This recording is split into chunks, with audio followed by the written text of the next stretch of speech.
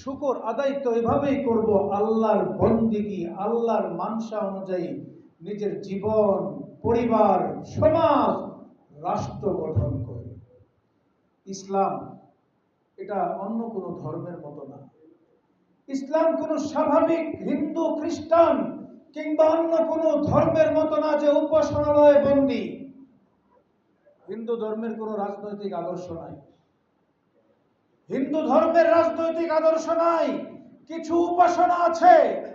বুদ্ধ ধর্মের একই অবস্থা, কোনো রাজনৈতিক আদর্শ নাই। খ্রিস্টানদেরও একই অবস্থা। কিন্তু ইসলাম, ইন্না দীনা আল্লাহিল ইসলাম, আল্লাহর পক্ষ থেকে পূর্ণাঙ্গ জীবন ব্যবস্থা। এখানে রাজনীতি আছে, অর্থনীতি আছে, শিক্ষা ব্যবস্থা আছে, বিচার ব্যবস্থা আছে, মানব জীবনের যা প্রয়োজন সবকিছু ইসলামে আছে। কিন্তু আমাদেরকে 100 বছর আগে 1924 সালে তুরস্কে উসমানী খেলাফত ছিল। সেই খেলাফতকে দুনিয়ার পর ঐক্য খেলাফতকে বিলুপ্ত করল। সেই আদলটা কি ছিল? দুনিয়ার মুসলমান খেলাফতের অধীনে ছিল, এটা সত্য। কিন্তু ইতিহাসের পাতায় পাওয়া যায় গোটা দুনিয়াতে যেখানে মুসলিম সাম্রাজ্য স্থাপিত হতো সেখানকার সম্রাটরা খলিফার প্রত্যয়নপত্র নেওয়ার জন্য তার কাছে যেতেন। ভারতবর্ষে মোগলরা ছিল দীর্ঘ, যারাই যখন সম্রাট হয়েছে তুরস্কের খলিফার কাছে উপঢৌকন পাঠাতেন এবং তার স্বীকৃতি নিতেন। মুসলমানদের একটা আস্থার জায়গা ছিল, মুসলমানদের শক্তিমত্তার একটা উৎস ছিল। মুসলমানরা মনে করত যে আমরা অভিভাবক শূন্য নয়, আমাদের একজন খলিফা আছে। 1924 সালে এই খেলাফতকে ধ্বংস করা হলো। খেলাফতকে ধ্বংস করে তারা একটা সংঘ তৈরি করলো যেটার নাম ইউনাইটেড নেশন, জাতিসংঘ। এই কনসেপ্ট তারা কোথায় পেল? কনসেপ্ট পেল খেলাফত রাষ্ট্র ব্যবস্থা থেকে। খেলাফত রাষ্ট্র ব্যবস্থা থেকে জাতিসংঘের কনসেপ্ট। জাতিসংঘ তারা প্রতিষ্ঠা করে পৃথিবীতে যখনই কোন রাষ্ট্রের আবির্ভাব হয় সেই রাষ্ট্রেও বৈধ রাষ্ট্র হতে হলে জাতিসংঘের স্বীকৃতি লাগে। কথা ঠিক না? এই যে খেলাফত রাষ্ট্র ব্যবস্থা ধ্বংস করে গোটা দুনিয়ার মানুষকে একটা রাজনৈতিক আদর্শে সবাইকে একীভূত করলো। খ্রিস্টানদের জন্য যে রাজনৈতিক আদর্শ, ইহুদির জন্য যে রাজনৈতিক আদর্শ, মুসলমানদের জন্য একই রাজনৈতিক আদর্শ। অথচ বাস্তবতা হলো ইহুদি, খ্রিস্টান, বৌদ্ধদের কোনো ধর্মীয় রাজনৈতিক আদর্শ নাই। কিন্তু আমার কোরআন, আমার রাসূলের সুন্নাহ ধর্মীয় ভিন্ন রাজনৈতিক আদর্শের শিক্ষা দেয়।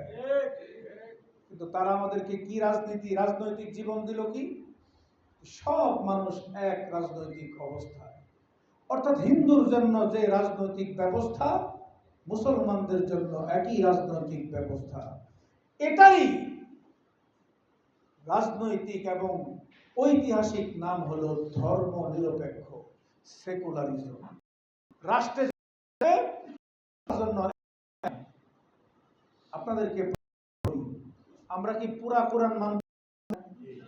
কোরআনে রাষ্ট্রের সাথে রিলেটেড গুলো আছে, এই আইনগুলো আমাদের জন্য ফরজ নয়, ফরজ। অথচ আমাদের উপর চাপিয়ে দেওয়া হলো এমন একটা রাষ্ট্র ব্যবস্থা, যে রাষ্ট্র ব্যবস্থা পরিপালন করলে আমি কোরআনের 500টা আয়াতের উপর কখনোই আমল করতে পারি না। একই জীবন ব্যবস্থা কিভাবে হয়? তোমাদের অন্য ধর্মদের তাদের কোনো রাজনৈতিক ব্যবস্থা নাই, কিন্তু আমার ইসলাম তো পূর্ণাঙ্গ রাজনৈতিক ব্যবস্থা। তারা একদিকে কি করলো? সেকুলারিজম প্রতিষ্ঠা করে দিল। সেকুলারিজম প্রতিষ্ঠা করে পৃথিবীর বিভিন্ন ভূখণ্ডকে আলাদা আলাদা করে ভিন্ন ভিন্ন জাতীয়তাবাদে ভিন্ন ভিন্ন বিভক্ত করলো। আমাদের এদেশকে বলল তারা বাঙালি, পাকিস্তানিদেরকে বলে পাকিস্তানি, আর ইন্ডিয়ানদেরকে বলে ইন্ডিয়ানি। আর আমার রাসূল বলে আল্লাহ কুল্লুহুম কাজাসাদিন ওয়াহিদ, মুসলমান সব এক নাই। আল মুসলিমু আখুল মুসলিম, এক মুসলিম আরেক মুসলিমের ভাই। জাতীয়তার পরিচয় কোরআন কি দিয়েছে? মিল্লাতা আবিকুম ইব্রাহিম হুয়া সাম্মাকুমুল মুসলিমিন।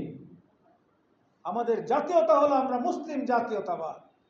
আজকে কি ভূখণ্ড ভিত্তিক জাতীয়তাবাদ সৃষ্টি করে, সেকুলারিজম সৃষ্টি করে, ভিন্ন ভিন্ন পরিচয় ধারণ করে মুসলিম জাতিসত্তাগুলোকে আলাদা আলাদা রাষ্ট্রে পরিণত করেছে।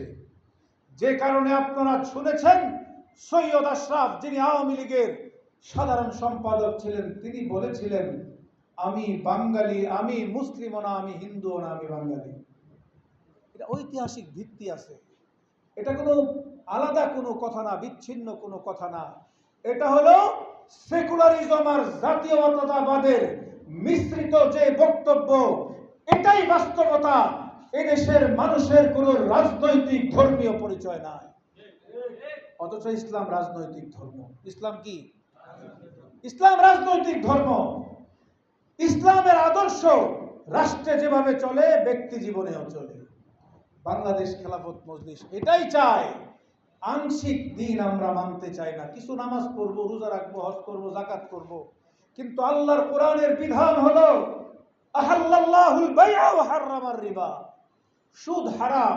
সুতরাং রাষ্ট্রের অর্থ ব্যবস্থার মূল ভিত্তি হবে সুদ বিরোধী। আমার দেশের অর্থ ব্যবস্থার মূল ভিত্তি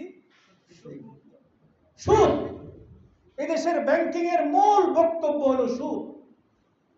আল্লাহ বলতেছেন আস-সারিকু ওয়াস-সারিকাতু ফাকতাউ আইদিয়াহুমা, চোরদের হাত কাটতে হবে, এটা ফরজ বিধান। আপনাদেরকে জিজ্ঞাসা করতে চাই, এটা আল্লাহ আমাদেরকে নির্দেশ দিয়েছেন, হাত কাটো। আপনারা কোনোদিন চোরের হাত কাটছেন? বাংলাদেশে কাউকে চোরের হাত কাটতে দেখেছেন? তাহলে আল্লাহর এই আয়াত, এই নির্দেশনা কি ফরজ ছিল না আমাদের উপর? আল্লাহ বলতেছেন জিনা ব্যভিচারকারীদেরকে 100টা দুররা মারতে হবে। এই আয়াত আল্লাহর ফরজ বিধান। আমরা কোনোদিন আমল করেছি? করি নাই। কাউকে করতেও দেখি নাই। আমরা বাংলাদেশ খেলাফত মজলিস এটাই চাই, যেইভাবে আল্লাহর বিধান নামাজ আদায় করি, ঠিক একইভাবে রাষ্ট্রে ইসলাম প্রতিষ্ঠা করে চোরের হাত কাটতে চাই। আমরা ব্যভিচারকারী জিনাকারীদেরকে 100টা বেত্রাঘাত দিতে চাই, এটা আল্লাহর বিধান।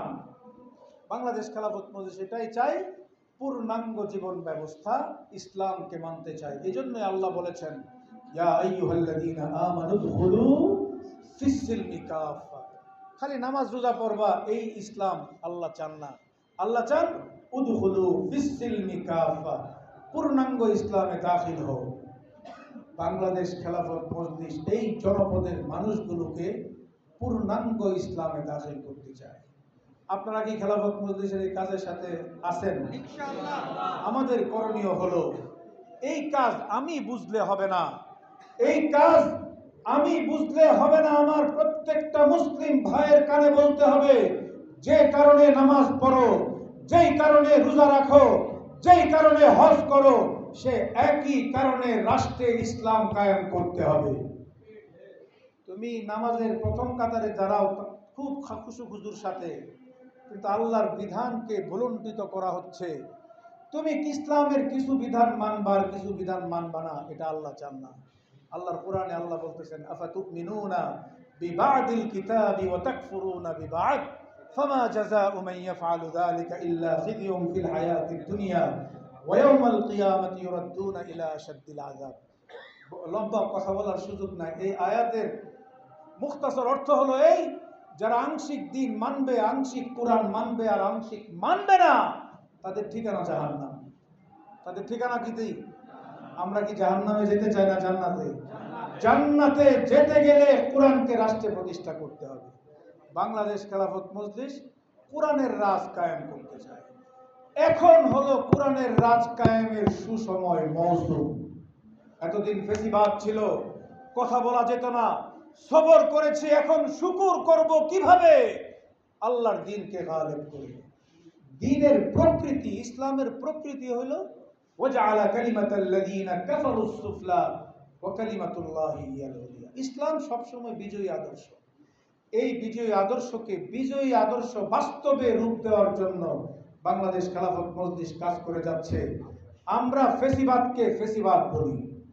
আজকে এক শ্রেণীর সুশীল, এক শ্রেণীর মানুষ তৈরি হয়েছে, তারা বলে ফেসিবাদ বারবার বলতে ভালো লাগে না। আমরা বলতে চাই ফেসিবাদকে ফেসিবাদ বলবো, ফেসিবাদের ভোট কিংবা সমর্থন আমাদের দরকার নাই।